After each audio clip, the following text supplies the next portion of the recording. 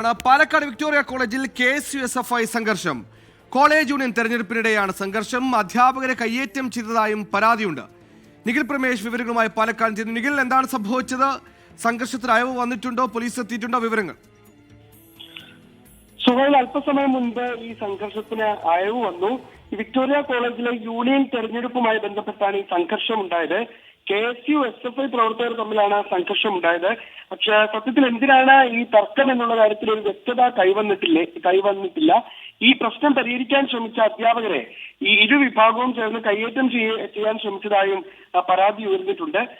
തെരഞ്ഞെടുപ്പ് അട്ടിമറിക്കാനുള്ള ശ്രമമാണ് ഇരു വിഭാഗവും നടത്തുന്നത് എന്ന് ABVP ഇതിനോടൊപ്പം തന്നെ ആരോപണം ഉന്നയിച്ച് രംഗത്തെത്തിയിട്ടുണ്ട്.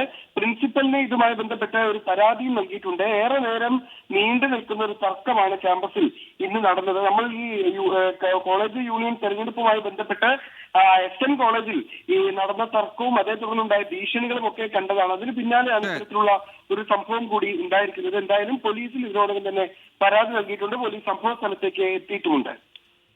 ശരി, തെരഞ്ഞെടുപ്പ് ദിനമെന്നാൽ തല്ലുണ്ടാക്കാനുള്ള ദിനമെന്ന് കരുതുന്ന ചിലരെങ്കിലും ഉണ്ടാകുന്നത് ജനാധിപത്യത്തിന് ഭൂഷണമല്ല എന്ന് മാത്രം പറയും.